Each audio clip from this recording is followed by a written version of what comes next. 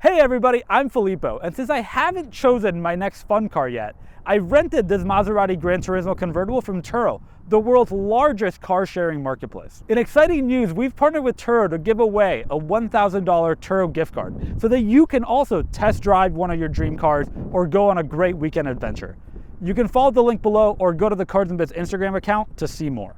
My wife and I are planning a little coastal California getaway, and I decided that this Maserati Gran Turismo could be the perfect car. This Maserati Gran Turismo was around $150,000 when it was new, but now you can rent one pretty cheaply on Turo, or as you've seen on Cards and Bids, you can actually buy one for not much more than $30,000. First of all, should I consider this for my next car?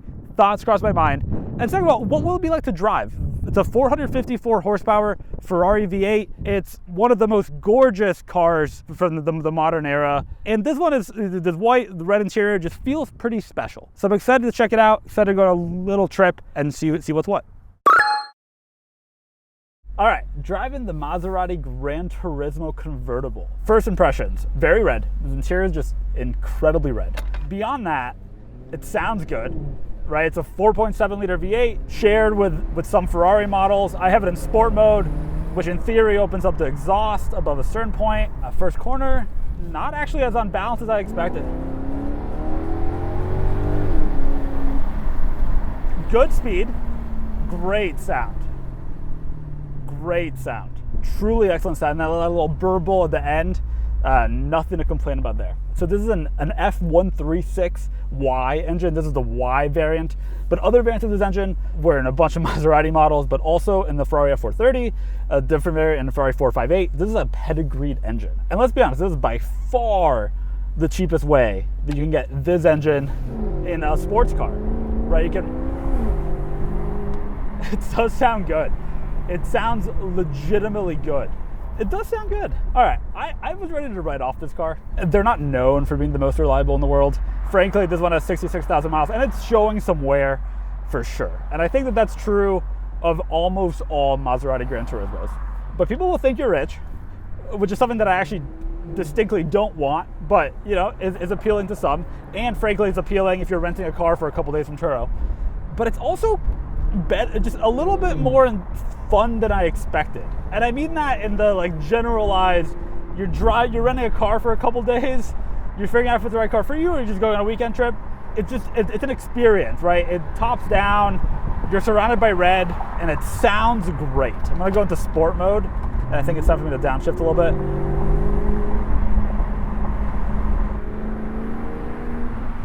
I do have great paddle shifters. Frankly, a lot of the materials in this car are kind of worn. Paddle shifters, a distinct exception to that. Paddle shifters look great, probably because they're actually metal. Man, that sound. Also, it will stay in gear. Has manual shifters and it will stay in gear well after some paddle shifters would have forced you to move up a gear. How is everything else feeling? Pretty good. Third gear, 4.7 liter V8, 454 horsepower, revs pretty nice. It does sound good. I don't know that I would describe it as super confidence inspiring, but it ain't half bad. This car was $150,000 when it was new. That's kind of a tough sell at 150 grand. But at well below that, all right, I'm gonna try, just go on the highway, we're in a 6-speed auto, cruising at 65, 2,000 RPM. You could do a whole day drive in this.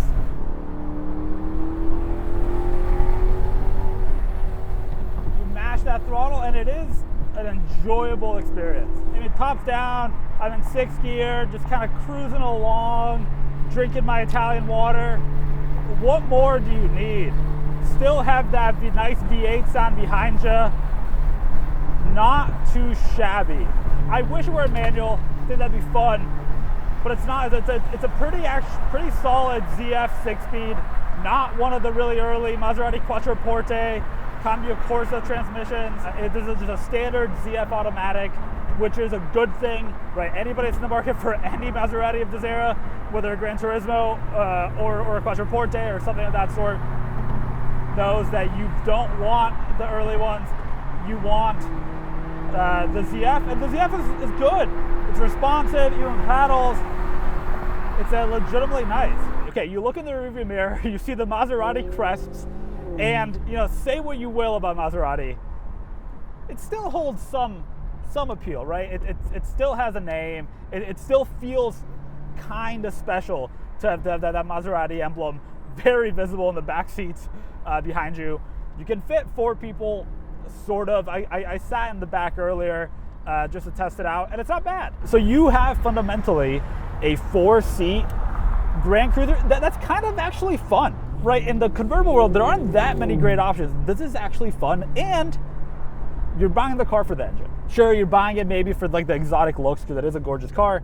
You're buying it maybe to like have the all leather, the leather dash, the leather everything. But really, if you're an enthusiast, you are buying this car because it has a Ferrari V8. It has a Ferrari V8, and it's a good sounding Ferrari V8. And it's responsive, and the transmission is good. Are you going to go racing with it? No, but you're not buying a Maserati Gran Turismo to go racing. You're buying it to drive around. You're buying it to have a great experience, and you will when it's working well. I will say, people talk a lot about Maserati reliability. These are actually not that bad. Sure, there are wear parts. Sure, there are some longevity concerns in general. But these aren't known for having any huge issues. The engines are actually pretty robust. So it's not that bad. Right, sure, like wear points will wear. But I don't think it would actually be a nightmare. That makes it somewhat appealing. These are longer than you'd expect. They're something like 18 inches longer than a Porsche 911. These are large cars. Incredibly, which is how you get the usable back seats. These are large cars, that's how you get the usable back seat. Incredibly though, the trunk is minuscule. I tried to fit a case of water. I could maybe finagle it in there, but it's not a big trunk, which is a problem for a weekend getaway. I'm thinking mentally, can I fit a suitcase in there? No, but I have back seats, and if the weekend getaway is just my wife and I, that is a-okay. The interior is one of the most outdated interiors I've seen in a car from 2014. I'm being filmed right now from my own personal Mercedes E350 wagon, which is also 2014. That car was outdated then, and it looks it. The center stack of my Mercedes has buttons. It's not like a super new car. This is worse. To try to get to the navigation, there are tiny buttons. They're hard to read. It's not a touchscreen. I don't know how you use the infotainment control. I really don't. But again, that's not why you're buying this car. You're buying this car because it makes really nice sounds, and it's actually not a bad handler, right? I mean, it's a little large car. It's not short. It's not small. It weighs 4,350-ish pounds. It's not light.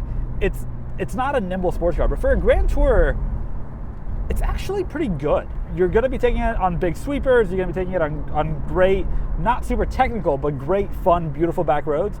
And that's where this car would thrive, right? I'm picturing going up the coast. I go through the mountains of California, and I can just kind of mentally picture the sound of the engine reverberating off the rocks. I think it would be a fun drive. And there's some heft to the steering that turns in okay. You feel like it's a big car, because it is. But it's not unpleasant. And it's not bad by any means. But I keep coming back to, these cars were $150,000 new. And that I don't quite know how you justify. But if you look at recent results on Cars and Bids, you can find Gran Turismo. So the early ones, the Gran Turismo came out in 2007. You can find early ones in the low 20s, maybe high teens.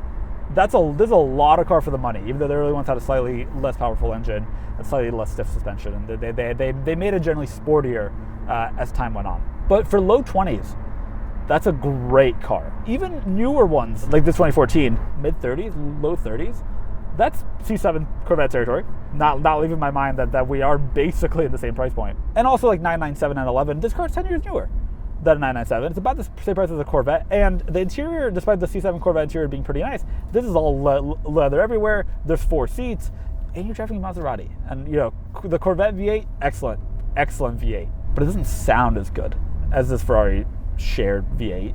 You're buying them for different purposes. But I going into this, I thought that I could not make a case for buying a car like this. I don't think it's the right car for me-ish, but I thought that I would never be able to make a case for it.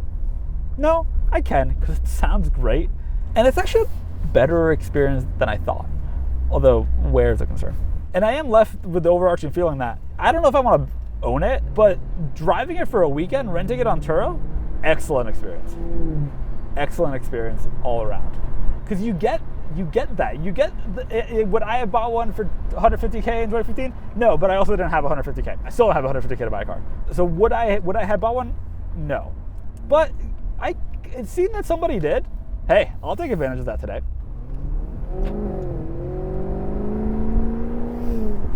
All right, the sound is fun. The pedals are actually pretty satisfying. And they're pretty responsive. I'm kind of impressed by that. And by the automatic transmission feeling actually pretty responsive. All right, a little bit of backstory about the Maserati Gran Turismo. Purportedly, it's a car with the fastest development time, right? Where I went from concept to production faster than any other car, at least at the time. It's a replacement for the Maserati Coupe, Maserati Grand Sport, etc. Let's be honest, it's a way more beautiful replacement than the prior car. Came out in 2007, was available through 2019. It's a long production run. This is about halfway through the production run, incredibly. Some would argue that the current Maserati Gran Turismo that Doug did a review on a couple weeks ago isn't really a fully new car, if we're being 100% honest with ourselves. Seems like kind of a facelift. They claim it's a fully new car. Different engine, to be fair. A couple of different power outputs over the course of this production run. This one has a 454 horsepower because it's a sport trim, 4.7 liter V8, and the engine code is F136. Different variants of that engine, like I mentioned before, were used in other Maserati products, as well as in the 458, the Ferrari 430, and a few others. The Alfa Romeo HC Competizione also had an F136 V8, really a storied engine, and the best part of this car, without a doubt. Something like a 4.8 second 0 to 60 time, so it has performance. Nowadays, that's not much of an accomplishment, right? The true sports cars, $150,000 sports cars, are hitting 60 seconds in 3 seconds, if not under. But for a Grand Tour, it's not bad. But this is a 4,350 pound car. This is a large car. It's 18 inches longer than a 997, 911. It's not small. And it's not the point. The point isn't to do 0 to 60 quickly. The point is to do 0 to 60 and have it sound really good. And this does that. This sounds really good when you're doing the 0 to 60. And fundamentally, isn't that what matters? All right, so the big question is, what else could you buy at this price point? What else is this similar to? And the answer is that you could go two different directions. Direction one is you could go the more comfort route, right? Like if what you're really wanting is a Grand Tour of some kind, you could get a Jaguar XK or an XKR. Also V8 power, not that sporty, but kind of a fun convertible. The obvious choice, obviously, is something like a 911. But that's going to be a really different experience, right? This is very Grand Tour focused. It's kind of about luxury. It's kind of about the sound and the experience. And where a 911 is phenomenal, that's more of a true sports car. The back seat's not nearly as large as it is in this car. This actually has a functional back seat. The 911 is 18 inches shorter than this car, right? So it's going to be a very different experience. Weighs less, but also less powerful for any version you can find for $35K. You could also go something like Jaguar F-Type, although it's only 2 seats and newer. In the 4-seat luxury sporty convertible segment, there's not that much. What there is are cars that are similar and way more expensive. A Ferrari California T, fundamentally not that dissimilar of engines, right? This has that Ferrari shared F136. 4.7 liter V8. Fundamentally, it's not that different a car. But even the rattiest Californias, or even just the cheapest California you can find, are not that far under $100,000. And these are, for an early one, like I said, in the low to mid 20s. For a nicer one, like this 2014 model, in the mid 30s. At that price point, you're getting into something interesting, right? Anytime you can get this much engine, both in terms of it's a relatively powerful 454 horsepower, 380 something pound-feet of torque V8, that's a good sign. that you can get it for that amount of money. But also it's a Ferrari V8. It's not just a V8. It's a great sounding, pretty special V8, and it performs well, right? There's pretty solid torque. The transmission shifts smoothly and quickly. The paddles don't actually feel that out of place here. They actually work pretty well. And when you turn it to sport mode, you have to use the paddles, which I kind of appreciate. And also, it's comfortable. The seat is comfortable and pretty well bolstered. The leather, despite a little bit of wear after 66,000 miles, which is only to be expected, the seat is comfortable. The leather is nice, pretty high quality. And it will let you red light it at second, huh? It sounds good. It sounds good. And that wasn't even in sport mode. Oh, especially in sport mode, you press that sport button right there, it comes alive. In that respect, I actually do have to draw a parallel to my Fiat 500 Abarth Cabriolet, which comes alive when you put it in sport mode, is raucous and loud and kind of unnecessarily so, right? Does it need to be? No, but it is. And that is pretty dang wonderful. The more I'm realizing that this is actually just such a bargain. I actually don't understand how it's this much of a bargain. People are paying way more than 30 grand for a Ferrari V8 and literally anything else. It's still comfortable. It's still pretty luxurious. They're not known for being notably unreliable. This is kind of a buy. It just sounds really good. And it's kind of raucous. And I appreciate that from a sports car. That's the Maserati Gran Turismo Convertible. I'm thrilled I got to drive it. I would happily take this on a little weekend trip. Maybe I will. So that's the Maserati Gran Turismo Convertible. Is it the perfect car for me? Probably not. But it is a great deal in general. Find them all day for $35,000-ish, and that's a phenomenal deal for a Ferrari V8, for the luxury, for the looks. It's a great deal. But even though it's not the right car for me, it is definitely a car that I would Turo again, definitely a car that I'd take on a weekend trip. If you want to do the same, or if there's a dream car that you've been hoping to drive, or something you want to test drive before you buy it on Cars and Bids, make sure you check out our Instagram so you have the chance to win a $1,000 Turo gift card, courtesy of Turo. But first, let me show you why it can't be the right car for me. There's a simple test. Can you fit a case of water in the trunk?